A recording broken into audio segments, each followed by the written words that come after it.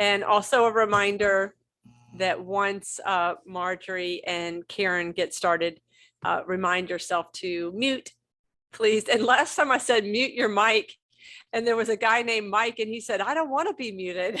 So say it a different way today. My name is Malika Albrecht, and I'm the founding editor of Redheaded Stepchild. And I'm really excited to have Marjorie Maddox back here with her friend, Karen Elias. Not only are we celebrating one book, but it's 2 books. So it's a super inspiring. Marjorie was inspiring last time too. So I'm really looking forward to this. I'm going to give a brief bio. I do want to point out in the chat section, there is links with discount coupons for you if you'd like to buy the books. I also want to point out that The Heart Speaks is spoken for. That one will expire today. So post haste after the book launch today, go and order the book. As you may remember, Marjorie is professor of English and creative writing at Lock Haven University. She's published 13 collections of poetry.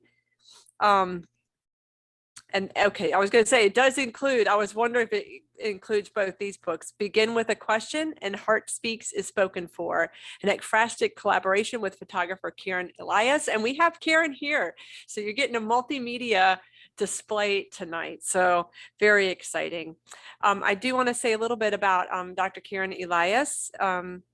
Has taught college English for 40 years and is now an artist activist using photography to record the fragility of the natural world and raise awareness about climate change. So I am really looking forward to the dynamic duo and the double launch of Marjorie's 2 books.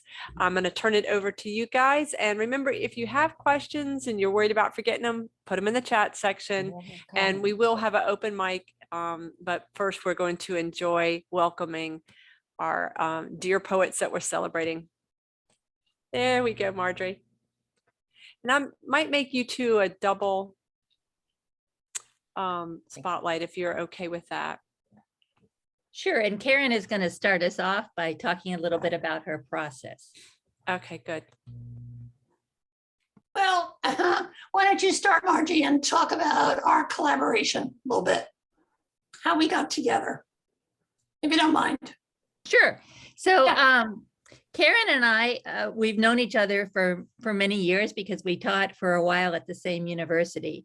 But I don't know, maybe 4 or 5 years ago, we started collaborating, and we first started collaborating because of an art museum or art gallery project that we were both involved in called the Station Gallery, which was just part of a train and turned into an art gallery. And Karen was assigned one of my poems, and I was assigned one of her paintings, and I wrote about her painting or her photograph, and she wrote about and she took a composite photograph in connection to one of the poems that I'm going to read tonight, Treacherous Driving. And we kind of manipulated this a little bit. There were some, we kind of cheated because we both wanted to work with each other, it turned out, unbeknownst to the other person, I guess. And I asked the person involved, do you think I could have Karen's, photograph? And she asked, do you think I could have Margie's poem? And it worked so well. And I had been writing quite a bit about hearts for a while anyways, and I'll talk a little bit about that more in a minute. So Karen's heart-shaped cracked stone, and she'll talk about how she found that, really just meshed, so perfectly. And we have just enjoyed this wonderful collaboration where we've each inspired each other. So it's just been great. It has. I wanted, first of all, to apologize for my voice. I hope everyone can hear me. Sorry, I'll just do the best I can. So this is the stone. You can see it. Let's see. That I found on a beach in Maine. And it's very craggy, as you can see, with a big crack through the middle of it. And I loved it because it spoke to me about the state of the world, the state of the climate, the state of our hearts during this time. So I began taking photographs of it, and some of these are what you see in the book. So I have a little PowerPoint that I wanted to share. I will share my screen.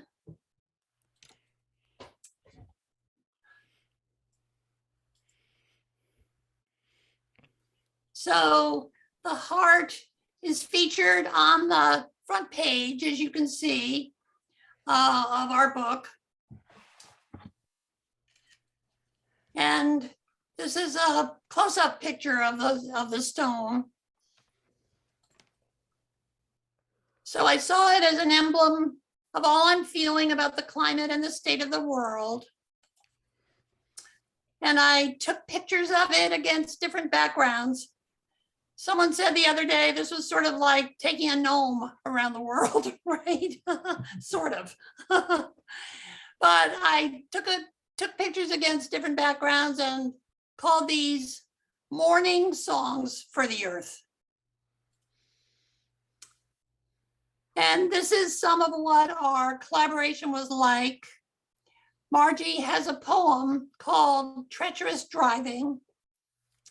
And to make the composite photograph for this poem, to go along with the poem, I did what's called inverting the heart image so that the dark places turned out white, right, as you can see here. And the heart, it makes the heart look more fragile.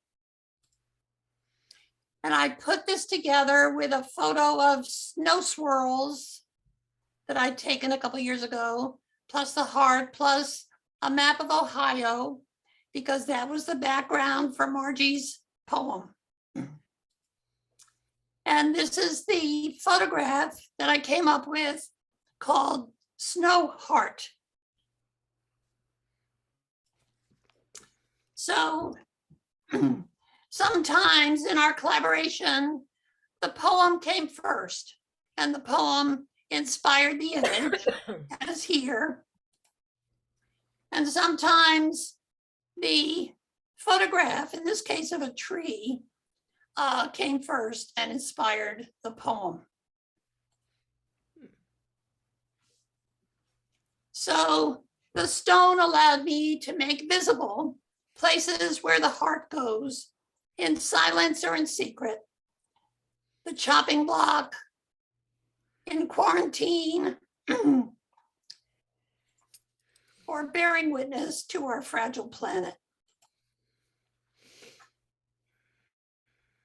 So when George Floyd was murdered in May of 2020, I had these blossoms from the bridal bush growing out front. And I tucked them into crevices of our wrought iron patio table with the broken heart at the center as a makeshift memorial.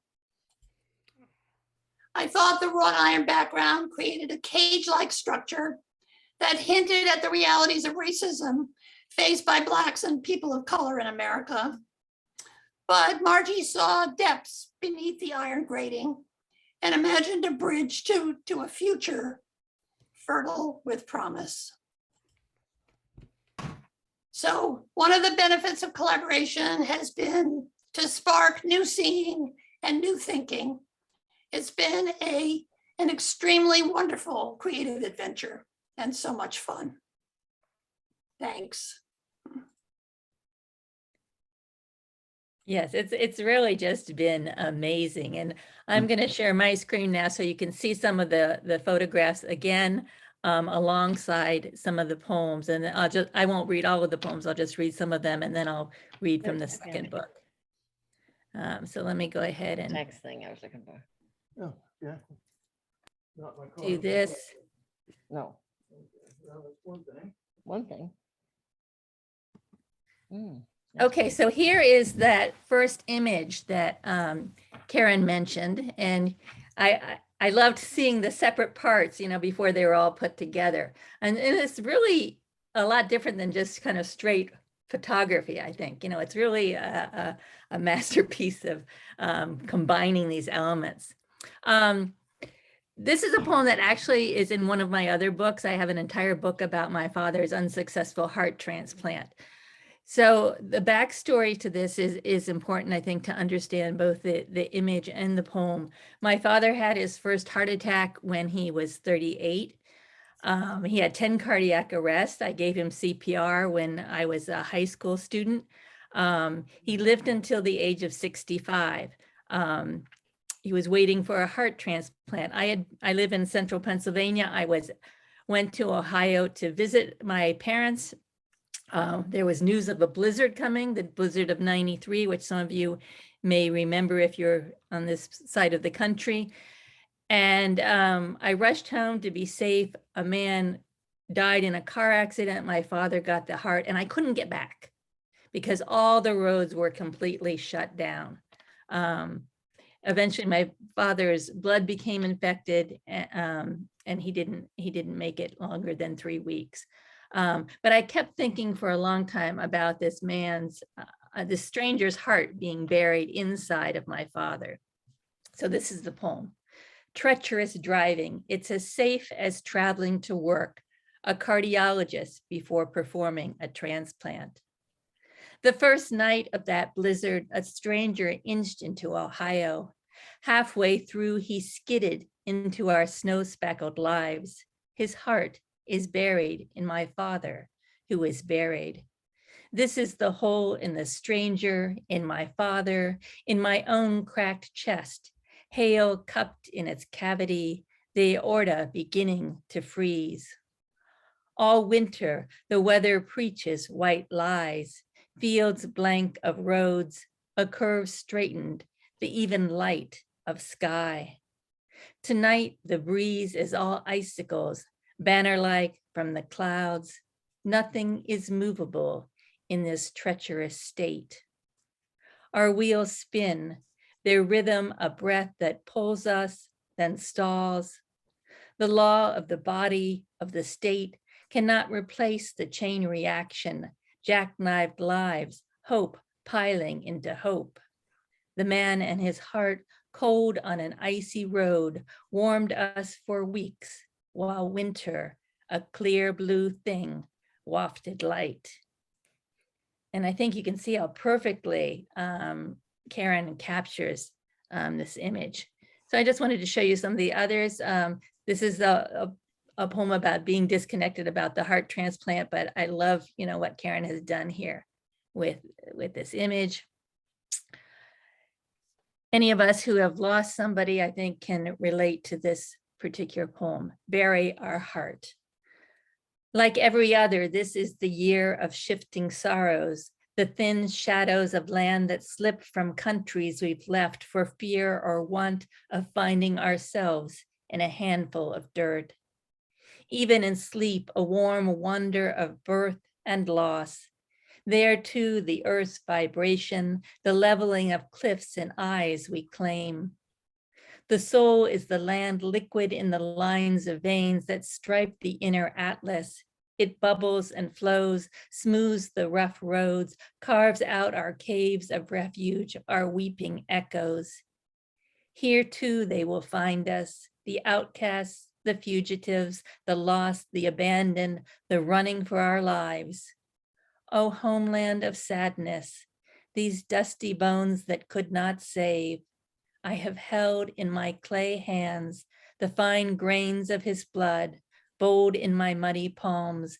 I have held in my earthen arms the jagged pot of his pain, brimming and bitter. I have waited for that open mouth of the world to lay him down. And this is the cover again. And here you can just see some of the images a little more closely. And I love how haunting this image is, because this was a poem really about abuse. And you can see that kind of haunting quality. An old poem, the chopping block. And this particular image, I don't know why this popped into my head, but it reminded me of the story of Snow White. And you may remember that Snow White was taken into the woods by the huntsman, and the huntsman had pity on her, and instead of killing her and bringing back her heart to the evil queen, he killed a boar. And supposedly, as the story goes, there was a mulberry tree that grew in the shape of a heart. And so that's the poem that I kind of created out of Karen's image. The long and winding road. Now everybody's image. No music, but the heave of your heart as you trudge on this cracked pavement of a path that is your past and future. The healing blisters better than the gashed memories that drip, drip, drip, Hansel and Gretel style along this asphalt of survival, which is some hope, yes, that 1 foot in front of the other platitude, the real work of the living. A road is a road is a road, leading somewhere not here, while each toe and heel dream the unreal threshold, cool grasses, still waters, glorious gates of beautifully broken pearls.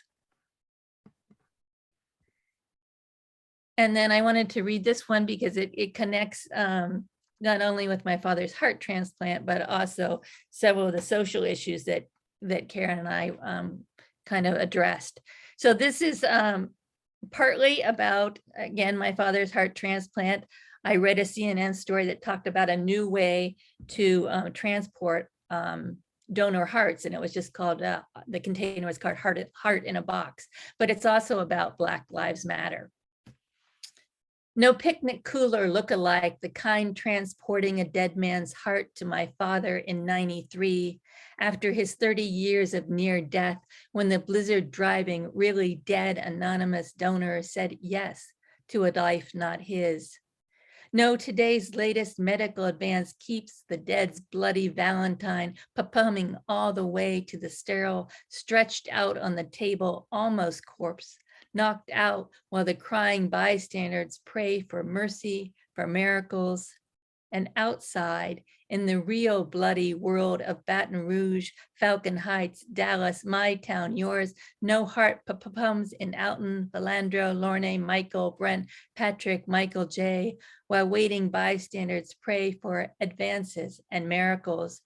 And no heart pums in the dead silence of the dug up ground will there be transplanted bloody organs in another box, because some said no to a life not theirs, while others, between the beats and the beatings, the rat-a-tat-tats and the pa-pums, tried to say yes.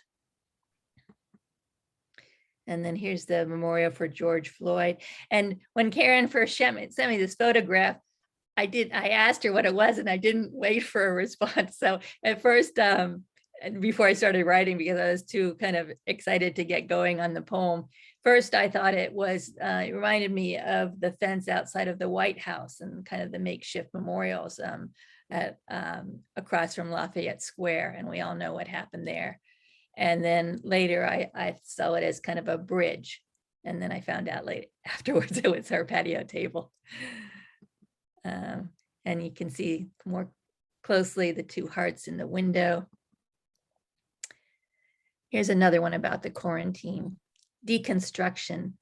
This is the heart that house built, partitioned, scrubbed, sanitized, dipped twice in what was, once in what will be, if the smell of smoke or bread or dog or dead, all swirling too quickly from room to room, memory to memory, settling at long last in the dank well of the hidden cellar, from where 3 stories above, the cloistered heart listens hard to remember the sharp picket fence, opening or closing, the scent and wheeze of breeze of before. And this is one that Karen mentioned. This is one of my favorite images. I'll just show you some of these other ones. And then I'll read this last poem in this section before going on to the other book. Day is done, is beginning, a little more hopeful. Evening grays into rest, low light, cool earth, cushion of moss, scent of clover or pine that fastens the mind to the living beneath, around, or above the expanding arc of our hearts. If only we breathe in the pulse and hum of the land, and the one beside us now, reclining like this on dirt that holds and unfolds us in earth's quiet comfort of calm. This needed rhythm of rest, rise, repeat, singing us toward each day's shimmering season of sleep. Okay, so I'm going to stop this share. And come back to all of you here. So begin with the question, which looks like this, is really a very different type of book in many ways. And you can even tell just from the cover. It's really a book a lot about questions, some of the hard questions. Why is there evil in the world? Why is there suffering in the world? And yet it is not without hope as well. So I'm going to start with the second poem in this book, which is called Point A. Someplace you're told is someplace, as in wow, as in look what you've got here. It's a step up from nowhere and then some. But really, even at 10, then 30, then 50, you thought the route from point A to point B would proceed in a somewhat orderly fashion, without veering off to point K immediately after G, then back to D. It's dizzying, this map that shape shifts into a first model GPS gone haywire, your life a poster child for motion sickness, as you trek as quickly as you can behind still point of the turning world, who for the love of God won't actually stay still, tightroping across the equator without once huffing or puffing, even the eyes in the back of his head fixed forward.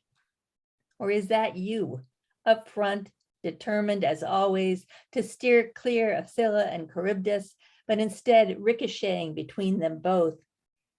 Whose small, cool shadow follows so spirit-like? Sunday nights, you sway to blues, batten down the hatches for dismay. But one evening, on a cliff overlooking an everyday sunset, you're surprised by your own single note of joy. You stop moving, and that is when you begin. So this book was Heart Speaks, Spoken For came out on March 21st, and this book came out on March 22nd. So it's really been kind of a whirlwind. But this book was actually accepted in fall of 2019. And then because of the pandemic, it was delayed and delayed and delayed. In retrospect, that maybe wasn't a bad thing, because I was able to write some poems at the beginning of the pandemic, and they and then wove them through the collection. And I think it made the collection stronger. So this is one of those poems. I'm an English professor. My husband is an English professor. So we were all home teaching on Zoom. And then my son, who was a senior in college at the time, came home and was taking classes on Zoom. So we kind of got in this rhythm of Zoom land. Inside. One house in this rhythm of ritual. 6 a.m., 8 a.m., 4 p.m., our laptops open in the kitchen, the living room, a bedroom, hellos at the refrigerator, while ascending, descending the stairs, the constant tap of keys, the background of faraway horses we're all riding, professor parents, one day professor son, across this long expanse of knowledge where we're kicking up dust. Someone goes out for a walk, someone returns. On our way to a strange horizon, we hope is sunrise. Good morning, good afternoon, good night.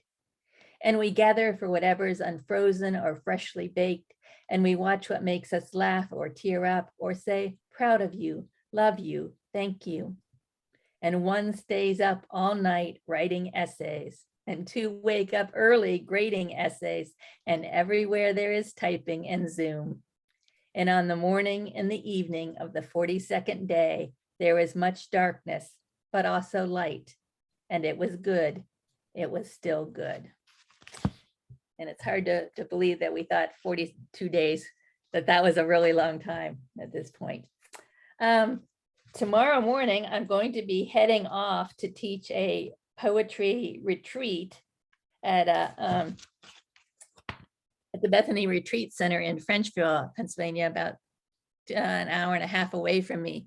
And I actually went there a couple of years ago, maybe 4 years ago now, with a women's group. And this particular retreat center is known for their blueberries. Well, this blueberry poem came out in this book. And here I am off kind of now to teach at this place where, so it's just kind of a full circle. It was really exciting to me to realize that this was the place that was emailing me about doing this retreat. So this is called Picking Blueberries at the Convent. Split berries, blueberry, bruised berries, plump berries, yellow, not yet ripe berries, maroon, almost there berries, given to temptation berries, scattered sublime berries, oozing past prime berries, hidden below berries, nowhere to go berries, over your head berries, all beads of prayer berries. In the bramble of branches, the tangle of twigs, beyond scratch and stain, the sweet shrub blooms. Its small fruit, destined for discard, dirt, dessert, or divine intervention, delicious rote of rosary. And then I'm going to read my only other nun poem. So I went to a jazz college concert a few years ago where my husband teaches. And there was a woman sitting next to me who was a nun. And you couldn't tell that she was moving, except that I could see her fingers tapping away inside of her sleeve. And she seemed to be thoroughly enjoying the music, but you could only tell that from her fingers. So the nun from Nigeria sits next to me at the college jazz concert. Face blank as absolution, from this back row, she stares straight ahead to the small raised stage of touring musicians, lost in the rebel notes they sold their souls for. Surely the slight shadow of sax expands to fill her one solemn eye, the blur of bass drum the other. The charismatic vocalist filled with the spirit keyboard oscillates up and down her stiff spine, while inside the long sleeves of her habit, her fingers half hidden in the fabric's heavy folds, tap, tap, tap, tap. Okay. And this next one, is Michael still here? I'm going to read this in part Yep. for. I'm here. Just had to unmute. Yeah, I'm going to read this in part for you. Thank you. Those of you who are of this tradition know that All Souls Day is a day to commemorate all those who have died. And so that's partly what this poem is about, but it's also about the idea of the Tree of Life Synagogue massacre in Pittsburgh, and the power and the honor and the respect in saying the names of the dead. Anniversary, All Souls Day, 2018. Even now, awash in the world's weeping, Joyce, Richard, Rose, they do not rise but float, bloated reminders of hope. Jerry, Cecil, David, drowned, drowning, tense too often a matter of attention to soul or soulful of what we've lost. Bernice, Simon, Daniel, the memory and the chanting twinned tightly to whatever belief we sing, whatever Melvin, Irving, bodies we cradle in the dark grave of corruptibility. O slain cousins of ancient faith, pray this day for us. Okay, I'm going to read 3 more poems, short poems.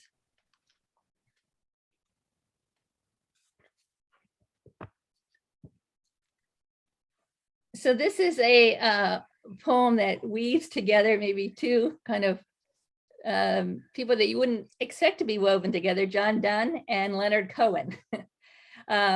So the epigraph is, there is a crack in everything. That's how the light gets in. Ring the bells that still can ring.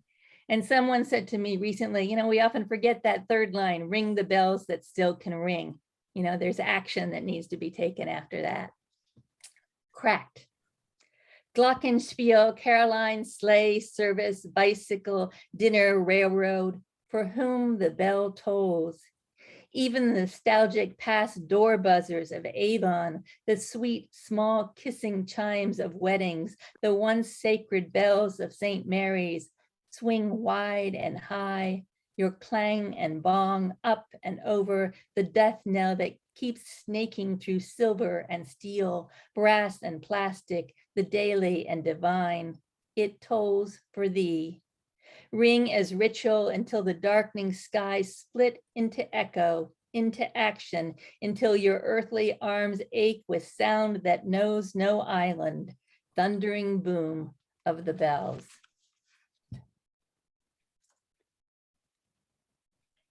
And I didn't grow up with knowing all about the saints. I came from a different tradition. And so when I later converted to Catholicism, I was both intrigued and inspired and horrified by many of the stories of the saints. And so those of you who have ever taught or are still teaching, I would like to hear your reaction to Saint Cassian of Imola, because the way he was tortured, the way he was martyred, is that his students who didn't agree with his beliefs took their iron styli and they wrote and carved in his skin all their complaints about him. That's how he died. Yeah, by order of the emperor. The 200 pagan students of Saint Cassian of Imola. And what did they write with their iron styli? What complaints carve into his scholar skin by order of the emperor, by assignment, untimely stab with their pens up and down his spine, his torso, his limbs, his long fingers that taught them to curve letter into word, sentence into shorthand, educator's vow into verdict, switching his blood for ink, dipping into the well of flesh again and again, until he died, stripped, bound, and tied on that stake not unlike a cross, the one who believed what they did not.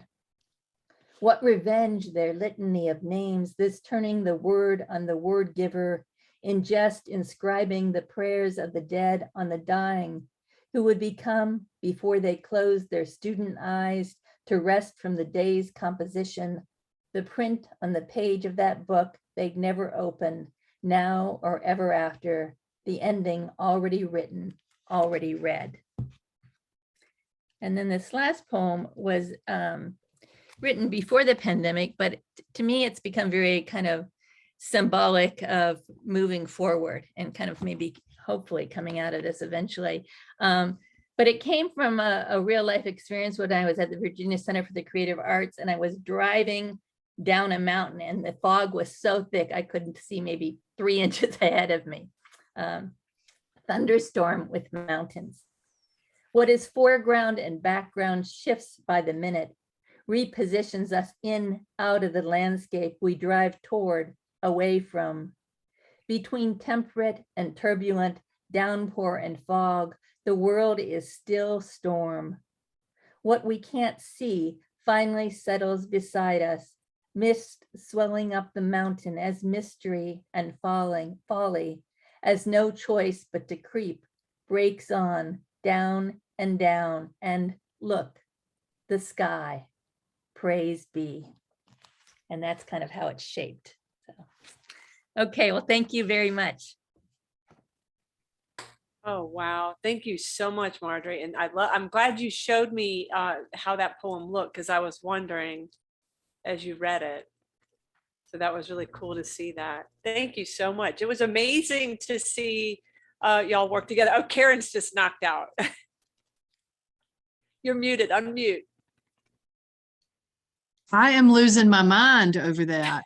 Holy cow. I couldn't when you guys were showing the images and the poems, I couldn't even type anything because I was like in sensory delight overload. It's amazing. This was amazing. You Yeah, you know, I guys. have to say, I noticed that the Oh. chat section was really quiet, and I think we It were was all having hard. the same experience. Like, you don't want to look away and type anything. Yeah. Yeah, Mm.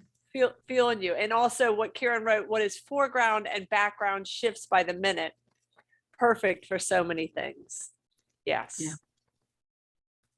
Yes. Well, there were some things in, yeah, the sky, praise be. That's what got you, Regina? Yeah, same.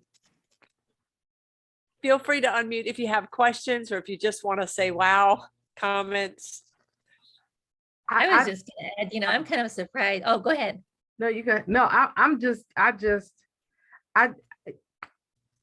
So your poetry was wonderful and your delivery was perfect. As far as how you, I mean, like I didn't have to. I can't even explain it. You were good. Look, Regina, I never hear you. I put wow. Period. I don't know. I never hear you with little to say. Yes. I and you know, right? really- yes. Yes, it was awesome. That's so trite, I know to say. I just, it's your content, I feel is full. I can't even. Okay. I love that. Marjorie, I know you don't know Regina, but we do. And she is loquacious and eloquent, and you've just knocked her. You've knocked her. Yes. The best compliment. Yeah. What Malika said. Yeah, that. So Oh. Karen and Marjorie, you did a beautiful job of kind of talking about your collaboration. So I don't know if many have questions, because y'all did a fabulous job. And I love that you both independently wanted to work with each other, you know, and made that happen. And clearly it was very fruitful. And it was lovely to see when the poem came first, how you interpreted the art, Karen, and then, or vice versa, like with the tree photograph and then the poem that came from that, or the wrought iron memorial for George Floyd. It was just really powerful to see how y'all navigated that and created something synergistic. So not just both pieces, but beyond something there. That was really amazing. I know And that that I would never have written if I hadn't seen Karen's photographs, which was something that to me is so satisfying. You know, it just pushed me in a direction that I may not have gone toward before. And Karen and I have talked about that going, you know, both ways. So. I would just That's like to say that I admire your collaboration together on this project, because I myself mostly write haiku. I'm a haiku poet. I've been writing haiku since about 1990. And what you two are doing are what tradition is called haiga, which is a graphic representation that links to a haiku. And you're doing the same thing with longer poems. Really, really neat. I didn't know that. So that's really interesting to me. Yes. So how is the Heartstone housed now? Like, it needs to be like on a pedestal. Oh, It just does. In a shrine. That's right. Oh my Yes. God. In a box. Oh, Yeah. it has its own special It's box. safe. It has its own box. Yeah. And I will also say that particularly in the George Floyd pieces or references you made, and just seeing that heart situated in that way, I felt a lot of things, but one of the things I know I really felt was like grateful that I don't know. And then when you started to call the different names in the poem, you know, we have this ritual almost in some cultural settings where we say their name, we say their names, call their names. And so I just appreciate that as a woman of color in this time, in this, it just means so much to hear people who are not of color. And I know that sounds crazy, but it just No. it means a lot. I just want you to know that is beautifully done.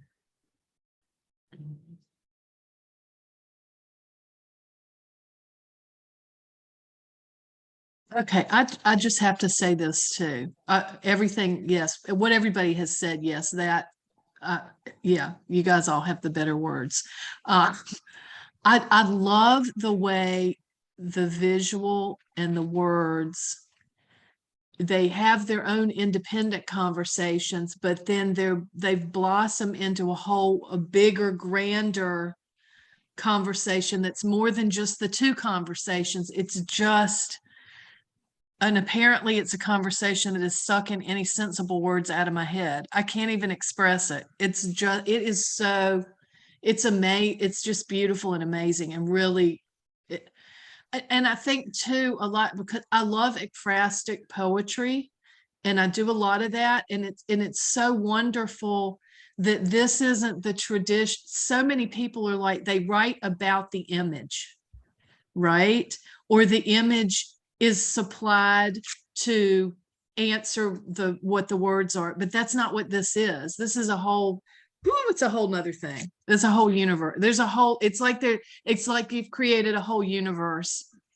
It's a And dialogue. both of those things are in it. Yeah, it's a dialogue, a big, grand, huge dialogue. It's many dialogues. Yeah, I It's like so that, good. Laura. Yeah. Thank you, Karen. Yeah. And I especially appreciated that it was the same rock, the same heart rock. Yes. For Yes. me, that had a lot of power. Yes. Yeah. So, Yeah. but obviously we're all having trouble finding the words. That's interesting. It's the funniest thing, right? Yeah. Especially this group. Right? That's to say the people that I This always doesn't expect to be happen. articulate. This doesn't Oh, happen. Marjorie and Karen, what have you done? I know. Does anybody have any questions for them or for Marjorie? Begin with a question. I love that title. Love that title. Will you collaborate again? Are you Funny working you on should anything? ask. Karen and I are actually both collaborating again. Karen, do you want to say what you're doing? And then I'll talk a little bit about my collaboration. Well, again, sorry for my voice. The collaboration that I'm involved in now is just very beginning, it's just at the very beginning. And it's with a musician. So we're going to be listening to each other's, actually, in this case, I'll be writing. I'm going to be doing the writing and she's going to be doing the music, and we're going to put something together about climate change and the earth. So we'll see. Amazing. Yeah, Well, you so know where to Karen- come back to. Yeah, so Karen is also a playwright. So this is in the form of drama. So yeah, it's very exciting. But with the music, it'll be different. And I'm really, I don't think Karen and I will stop collaborating. I think that's just going to go on forever, right here. At least that's what I'm counting on. But I had just had another book accepted by Shanti Arts that is primarily about my daughter's paintings, and she's 25. And I'll put her website in here. That's exciting. It's very exciting to me. She does primarily abstract work. So it's 17 of her paintings that I wrote about, 3 of Karen's photographs, composite photographs. And the whole idea for doing this, even before I started writing about my daughter's work, is my daughter and I had gone to the American Visionary Art Museum in Baltimore. I don't know if any of you have ever been there, but it's just an amazing museum. And so I wrote 9 poems about this exhibit that was there, and they're fantastic artists. And they all gave me permission to use their work in this book. Wow. So, very, very generous of them. So that's coming out. It's called probably in around this time next year. It's called In the Museum of My Daughter's Mind. So. Oh, I love that. And actually, I'm trying to see if we can share screen with that.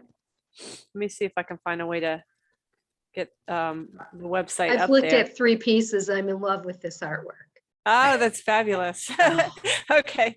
Yeah, because you're the It's one that made me think of amazing. it, Laura. You said, looking at it now, looking at it now. Well, I have the library one in my in our living room. Oh, that's cool. So we snatched that one up. I love that. But yeah, she's just kind of taken off. So Talented. Oh, that's very exciting. awesome. But it's wonderful to be able to collaborate with her as well as Karen and several other people whose work I just admired tremendously. I don't want to leave anybody out, so I'm not going to start naming, but just All right, I'll try to get that's us very on exciting. to. But congratulations. When is that going to be published? It usually takes about a year, so probably around Okay. this time next year. Wow. So there is the website. Oh, and this particular A little. image is There we the go. painting is called the letter E. Yeah, I was going And- to say, I see E's in there. Yeah, it's She cool. has a lot of times there's words and phrases woven throughout the painting, which I find really fascinating. Love it. But Look at that. she has artist statement underneath all of them. And this one was Ooh. inspired because she overheard a conversation with a young kid, and they were being reprimanded for asking about the topic for the day was the letter E, and they had some creative question that wasn't about the letter E, and they were reprimanded because of that. So I wrote a poem to go with that, and it was just accepted along with her painting for the Penn Review. Oh, fabulous. Yeah, that's which is a wonderful. great place. I So love her work. Oh, it's so nice. Oh my God. Well, once this I is- saw Laura had gone there, I was like, okay, we could get a quick trip. Fabulous. Yeah, thanks for sharing. This is great. Yeah. Oh, that's Oh, great. no, that is just gorgeous, Marjorie. Just gorgeous. Oh, Oh, Yeah, right? Wow. what? oh, write Yeah. your little notes of encouragement. Oh, we should. Yeah. Yeah. Wow. All right, guys. You should see the rest of Karen's work too. So Karen, you should have brought your whole portfolio, which is probably in the Now, did we thousands. put your Do website we up? have, yeah, do we have a website for that? Put it in the chat. For Karen? Yeah, put it in the chat section, maybe? No website. Okay. So we just lucked out to see enough today, though. That's awesome. All right, guys. Well, let's give a round of applause and thank you so much, Marjorie and Karen. That was Thank you. amazing. Wow. Wonderful. Didn't mean to take So- up all the time, but thank you for your good questions. Oh, it's just amazing to celebrate with you again. I forgot to take names, or I didn't get any names in the chat section that I saw for the open mic. Did anybody, we'll just stay casual like we do. If you want to read, just raise a hand or let me know. I have something new I want to read. I'm not Go sure I for want it. to read That's it, but it's new. fabulous. I was just on a jury and I won't go into it, but I've been writing a lot. This is called Hostage. As Didier departs, black masked Ringo says, "Go ahead, touch your friend. It's the closest you'll come to freedom again." What is it to know that death is lurking in the shadows, waiting for its moment to wield the scythe? At one point, you and a fellow hostage plot suicide, but not yet, not when there was hope. One more day where a miracle might happen. In smuggled letters to your family, you explain why you became a Muhammadan. It was the only way I could pray, and I would miss God too much. Oh, Laura, that is awesome. This is a I new read it poem. without crying. It was good. Yeah, no, I know. Well, We you always made go, me cry "Success." instead. Yeah, you sent it to Karen. You made me cry. Regina, I saw you put in the chat section. You'll read. Unmute. That would probably make the reading more productive. Right. Okay.